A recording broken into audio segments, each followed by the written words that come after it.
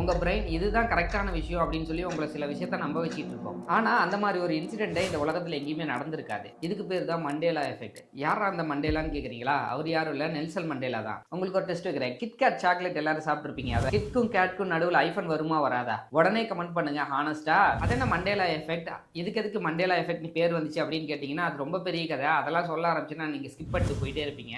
நம்ம ஸ்ட்ரைட்டா வீடியோக்குள்ள போயிடலாம். மூவில இருந்தே ஒரு எக்ஸாம்பிள் சொல்றேன். ஆண்டவன் சொல்றான், அருணாச்சலம் முடிக்கிறான்.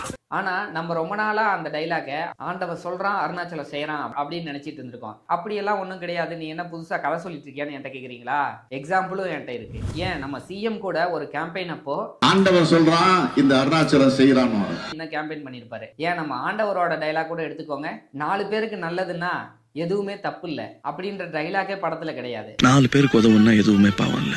தப்பு இல்லமா?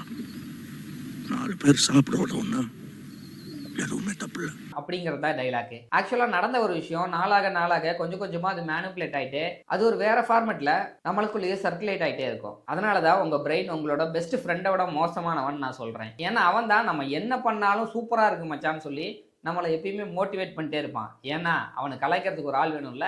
அதனால மூளை சொல்றதெல்லாம் கேட்க வேணாம்னு நான் சொல்லல. இந்த எஃபெக்டை மட்டும் தெரிஞ்சுக்கோங்க. அப்புறம் நாளைக்கு பார்க்கலாம்.